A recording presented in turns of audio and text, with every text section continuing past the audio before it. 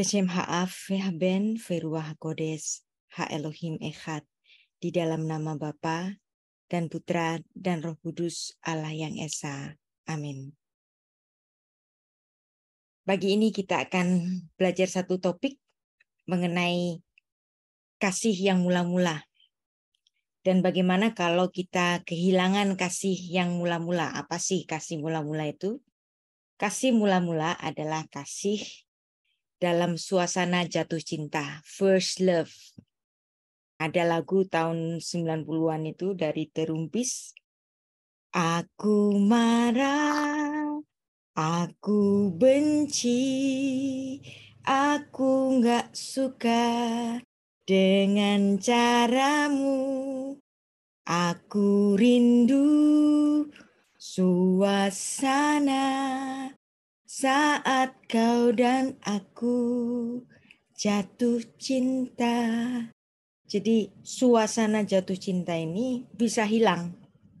Dan ketika kita hilang suasana jatuh cinta, disitulah kita kehilangan kasih yang mula-mula. Kita akan membaca satu bagian dari Alkitab yang sangat terkenal sekali, 1 Korintus 13 ayat 1-13. Menulis demikian, sekalipun aku dapat berkata-kata dengan semua bahasa manusia dan bahasa malaikat, tetapi jika aku tidak mempunyai kasih, aku sama dengan gong yang berkumandang dan canang yang bergemerincing. Sekalipun aku memiliki karunia untuk bernubuat dan aku mengetahui segala rahasia dan memiliki seluruh pengetahuan, dan sekalipun aku memiliki iman yang sempurna untuk memindahkan gunung, tetapi jika aku tidak mempunyai kasih, aku sama sekali tidak berguna. Dan sekalipun aku membagi-bagikan segala sesuatu yang ada padaku, bahkan menyerahkan tubuhku untuk dibakar, tetapi jika aku tidak mempunyai kasih, sedikit pun tidak ada faedahnya bagiku. Perhatikan ini, ayat 4. Kasih itu sabar. Kasih itu murah hati. Ia tidak cemburu. Ia tidak memegahkan diri. Ia tidak sombong. Ia tidak melakukan yang tidak sopan dan tidak mencari keuntungan diri sendiri. Ia tidak pemarah dan tidak menyimpan kesalahan orang lain. Ia tidak bersuka cita karena ketidakadilan, tetapi karena kebenaran. Ia menutupi segala sesuatu, percaya segala sesuatu, mengharapkan segala sesuatu, sabar, menanggung segala sesuatu. Ayat 8. Kasih tidak berkesudahan. Nubuat akan berakhir, bahasa roh akan berhenti, pengetahuan akan lenyap. Artinya di sini, kasih itu kekal. Kita tahu dalam pernikahan Yahudi, pernikahan Muslim, ada yang namanya mas kawin atau mohar. Tapi orang Kristen kalau menikah tidak menggunakan mahar. Kenapa? Karena pernikahan Kristen didasari oleh dasar yang kekal, yaitu kasih. Barang-barang bisa berakhir, bisa lenyap, tetapi kasih tidak berkesudahan. Ayat 9. Sebab pengetahuan kita tidak lengkap dan nubuat kita tidak sempurna. Tetapi jika yang sempurna tiba, maka yang tidak sempurna itu akan lenyap. Ketika aku kanak-kanak, aku berkata seperti kanak-kanak. Aku merasa seperti kanak-kanak. Aku berpikir seperti kanak-kanak. Sekarang aku menjadi dewasa. Aku meninggalkan sifat kanak-kanak itu. Karena sekarang kita melihat cermin, suatu gambaran yang samar-samar, tetapi nanti kita akan melihat muka dengan muka.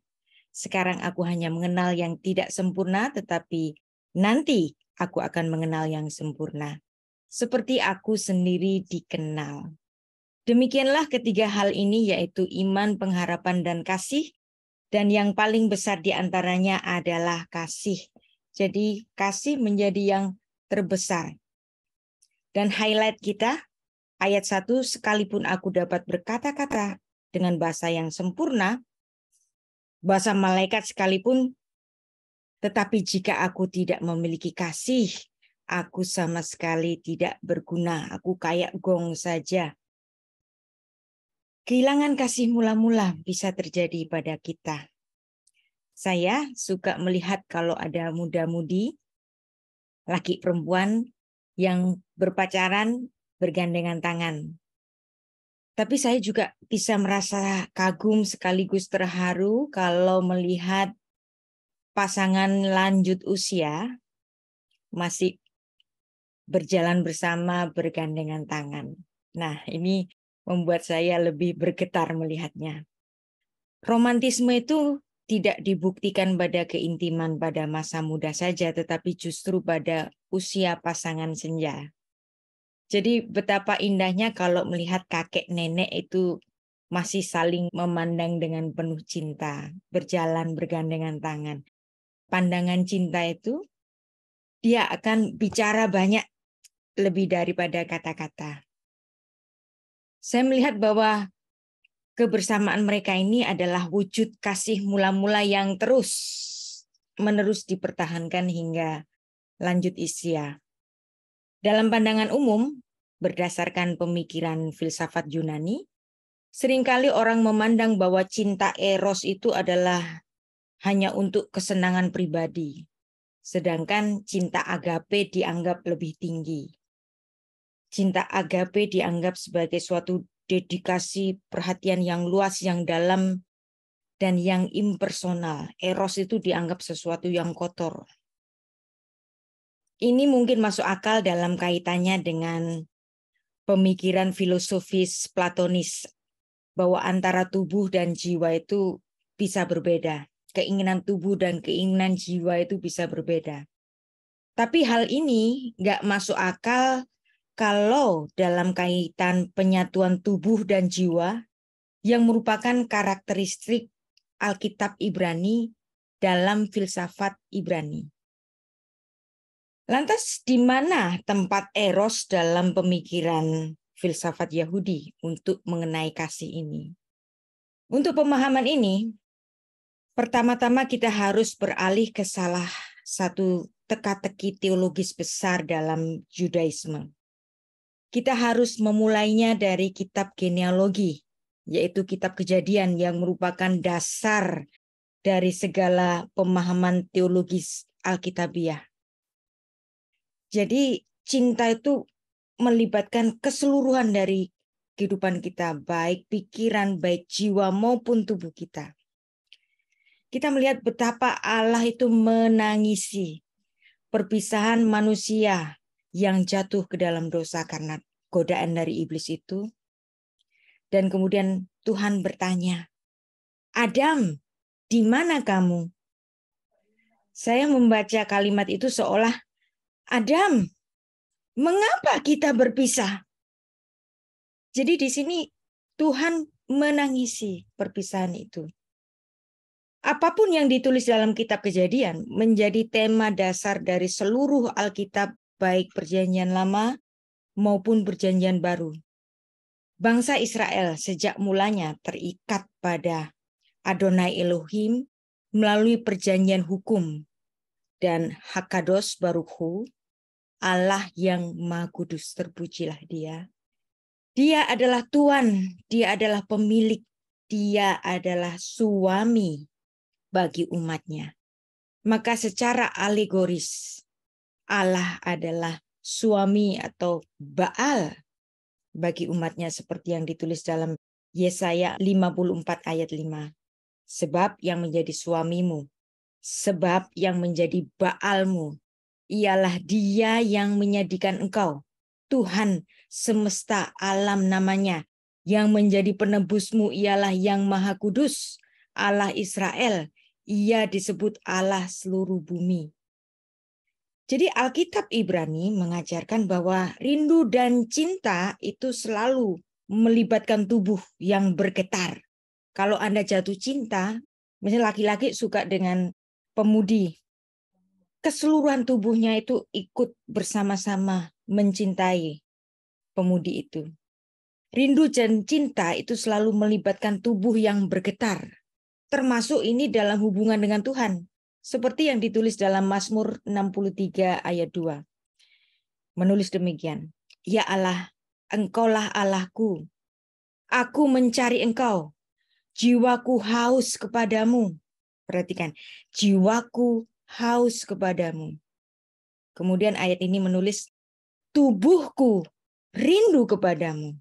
Seperti tanah kering, tandus tiada berair. Jadi cinta selalu melibatkan tubuh. Filsafat Ibrani tidak memandang eros sebagai sesuatu yang kotor. Karena cinta selalu melibatkan tubuh yang bergetar. Kalau Anda suka lagunya BTS, ada lagu yang saya suka judulnya itu Black Swan. Liriknya ditulis oleh RM, cukup filosofis sekali. Do you think with me now? What my thing, tell me now. Nah, di sini RM bercerita tentang suatu sikap orang yang mencintai. Bahwa mencintai itu selalu melibatkan love dan passion. Ahava dan teshuka itu selalu bersama-sama. Dan ini persis seperti cinta dalam filsafat Ibrani. Cinta dengan pikiran, jiwa, sekaligus gairah fisik. Nah, di sini RM mengatakan demikian. Kematian itu adalah hal yang sangat menyedihkan. Tapi cinta yang kehilangan passion itu lebih menyakitkan daripada kematian yang sebenarnya. Anda bayangkan kalau Anda berhubungan dengan seseorang, tinggal bersama, tiba-tiba passionnya hilang. Nah, disitulah kesedihan yang mendalam ketika orang itu dalam hubungannya itu kehilangan kasihnya yang mula-mula. Wahyu 2:1 ayat 7. Di sini Tuhan Yesus bicara tentang kasih yang mula-mula. Mana kasihmu yang mula-mula? Mana suasana jatuh cinta kamu? Di sini Tuhan Yesus memberikan pesan. Tuliskanlah kepada jemaat di Efesus. Inilah firman dari Dia yang memegang ketujuh bintang di tangan kanannya dan berjalan di antara ketujuh kaki dian emas itu. Ayat 3. Engkau tetap sabar menderita oleh karena namaku. Engkau tidak mengenal lelah. Namun demikian aku mencela engkau karena engkau meninggalkan kasihmu yang semula. Dalam bahasa Inggris, NIV menuliskan demikian. Yet I hold this against you. You have forsaken your first love. Ayat 5. Tuhan Yesus menegur. Sebab itu ingatlah betapa dalamnya engkau jatuh. Bertobatlah dan lakukan lagi apa yang semula engkau lakukan. Jika tidak demikian, aku akan datang kepadamu dan aku akan mengambil kaki dian dari tempatmu jika engkau tidak bertobat. Jadi, kepada jemaat di Efesus di dalam kitab Wahyu ini, kasih yang semula, kasih suasana jatuh cinta, bisa hilang, bisa lenyap. Orang-orang di jemaat Efesus sangat mencintai firman. Mereka begitu cinta akan firman. Mereka suka sekali belajar akan firman. Tetapi passionnya hilang. Ahava harus bergabung dengan teshuka passion. Kasih bisa kehilangan rasanya kalau nggak ada passion. Engkau telah meninggalkan kasih yang pertama yang terdahulu. You have forsaken your first love. Kita Orang-orang yang suka mencintai firman, belajar tentang firman Tuhan, hati-hati. Kadang-kadang pengetahuan firman kita membuat kita lupa diri, menganggap kita pandai, menganggap kita paling mengerti, dan kemudian menyalah-nyalahkan orang lain, dan kita tidak memiliki kasih lagi. Nah, kehilangan kasih yang semula ini bisa juga menjangkiti jemaat Tuhan. Seorang yang kehilangan kasihnya yang semula, perasaan, tingkah lakunya kepada seseorang yang seharusnya dikasihinya menjadi hambar. Mereka tetap giat membaca firman Tuhan, tapi mereka tidak memiliki kasih.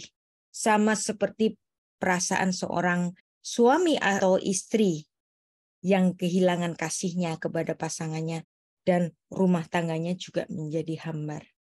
Kasih semula yang dibahas pada Wahyu 2 ayat 4 ini menyangkut dua aspek. Kasih persaudaraan, kasih kepada Tuhan. Banyak orang menjaga ortodoksi, kehilangan kasih semula. Inilah yang terjadi pada jemaat Efesus. Mereka merasa pintar dalam doktrin. Mereka merasa pintar dalam pengetahuan firman. Tetapi mereka kehilangan kasih. Teologi seringkali memisahkan, tapi ingat, kasih selalu memeluk. Setiap orang yang memiliki tendensi menuding sejak pada mulanya, ini adalah kesombongan diri. Banyak orang merasa dirinya pintar dan kemudian kehilangan kasihnya yang semula. We are the story we tell ourselves. Hidup itu pilihan. Ada hubungan intrinsik antara narasi dan perilaku yang akan menyatakan identitas seseorang. Kita bisa memilih ramah atau mudah marah, menyerang tanpa pertimbangan. Ada orang memilih menyelesaikan pertikaian dengan dialog, ada orang memilih mengolok-olok saja. Nah, ini juga terjadi pada jemaat Tuhan. Jadi hubungan dengan Tuhan bisa kehilangan kasih yang semula, tidak ada passion. Merasa diri pintar dan kesombongan. Kita pun juga sering menjudgment orang lain yang kurang pintar daripada kita. Kita menjudgment orang yang kita anggap mengikuti doktrin yang salah. Ada satu nasihat dari Rabbi Hillel dalam Pirkei Avot 24 itu menulis demikian.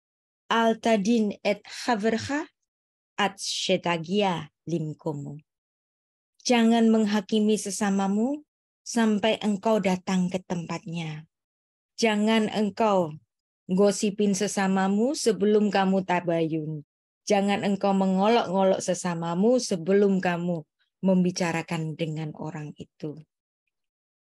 Karakter Kristus tidak akan menghakimi dengan sekilas pandang saja, menjatuhkan keputusan menurut kata orang. Betapa banyak orang merasa tingkat kerohaniannya lebih tinggi, dan kemudian lantas menuding saudaranya itu, kamu sesat. Tuding menuding dengan wujud sikap kesombongan ini tidak jarang terjadi dalam jemaat-jemaat Tuhan yang rajin belajar. Rajin belajar, pintar firman Tuhan, alih-alih jadi sombong. Sombong rohani, ngata-ngatain yang lain sesat. Di situ, pada saat itu, Anda persis seperti yang terjadi pada jemaat Efesus. Pintar firman, pintar doktrin, tapi kehilangan kasihnya yang semula. Jadi di sini Tuhan melihat seperti apa yang digambarkan lagu Black Swan tadi. Kematian itu menyedihkan, tapi ada yang lebih menyedihkan. Kalau cinta itu tidak memiliki passion lagi. Banyak orang karena tidak memiliki passion lagi. Susah sekali mengampuni. Cintanya tidak bersama-sama dengan passion. Susah memberikan maaf. Nah, akibatnya meskipun misalnya ada suami istri tetap hidup bersama, namun banyak sekali istri misalnya lebih rela kehilangan kebahagiaan dan ketenangan di rumahnya gara-gara si istri itu kecanduan menuding terus-menerus suaminya yang pernah berbuat salah. Kasih itu menutupi segala sesuatu. Kalau sudah ada kata maaf, lupakan yang kemarin. Dan bangkitkanlah kembali rasa cinta Anda di rumah kita masing-masing. Orang tua kepada anak, anak kepada orang tua. Mungkin ada dinamika kehidupan salah satu dari keluarga kita, ada yang menyakitin, ada yang ngeselin banget. Nah, kalau sudah ada kata maaf, maafkanlah betul-betul rasa maaf itu Anda berikan. Ada banyak argumentasi bisa saja dalam kehidupan kita, tapi argumentasi ini hanya bisa diselesaikan dengan cara mengasihi. Banyak orang susah sekali mengampuni kesalahan saudaranya. Banyak orang susah sekali mengampuni istri atau suaminya yang mungkin pernah berselingkuh. Tetapi jika Anda sudah menerimanya kembali, tolong jangan pernah mengingatkan apa yang pernah dilakukannya dulu, kesalahan-kesalahan dulu. Nggak perlu diungkat-ungkit kembali. Jadi inilah penting bagi kita, baik dalam kehidupan di rumah maupun dalam berjemaat. Kita harus tetap mewujudkan kasih kita yang semula. Semangat first love. Saling mengasihi dengan passion, dengan gairah tubuh, dengan gairah semangat kita yang kita lalui hari demi hari. Jemaat Efesus menjadi contoh akan tegurannya kepada mereka yang meninggalkan suasana jatuh cinta. Tuhan Yesus menegur mereka betapa jemaat Efesus memiliki karakter yang luar biasa. Mereka itu luar biasa benci sama ajaran-ajaran yang menyimpang. Mereka benci dengan doktrin-doktrin yang salah. Tetapi kepandaian mereka itu kemudian meregut juga kesombongan mereka dan membuang kasih mereka yang semula. Janganlah sampai kita kehilangan kasih kita yang semula ini. Dan mari kita membangkitkan semangat first love kita, baik di rumah, di gereja, di kantor, sama juga ketika Anda bekerja. Jika Anda juga kehilangan passion semangat Anda bekerja, maka pekerjaan Anda akan semakin menyulitkan Anda semuanya. Marilah kita mulai pagi ini, kita bangkitkan kembali passion kita dalam mencintai.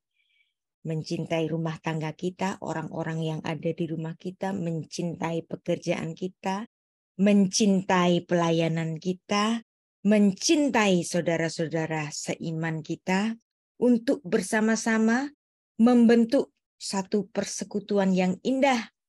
Dan kita akan menutup pelajaran kasih kita dengan Markus 12 ayat 30 sampai 31. Kasihilah Tuhan Allahmu dengan segenap hatimu, dengan segenap jiwamu, dengan segenap akal budimu, perhatikan, dan segenap kekuatanmu. Kekuatan di sini adalah tubuh kita. Alkitab Perjanjian Baru pun mengatakan kalau kita mencintai, kita juga melibatkan tubuh kita. Ayat 31, hukum yang kedua ialah, kasihilah sesamamu semanusia seperti dirimu sendiri. Tidak ada hukum lain yang lebih utama daripada kedua hukum ini. Satu tambahan lagi ayat. 1 Yohanes 4 ayat 20. Jikalau seorang berkata, aku mengasihi Allah dan ia membenci saudaranya, maka ia adalah pendusta. Karena barang siapa tidak mengasihi saudaranya yang dilihatnya, tidak mungkin mengasihi Allah yang tidak dilihatnya. Kita berdoa. Bapa Surgawi, terima kasih untuk teguran-Mu. banyak sekali kami mengatakan kami mencintai, tapi sebenarnya kami sudah kehilangan passion mencintai itu. Terima kasih untuk teguran-Mu ya Tuhan. Biarlah mulai hari ini kami tetap mengingat bahwa kami harus mengutamakan kasih yang Kau ajarkan itu. Beshem ha'af, vehaben, veruah hakodes, ha-Elohim echad. Di dalam nama Bapa dan Putra dan Roh Kudus Allah yang Esa. Amin.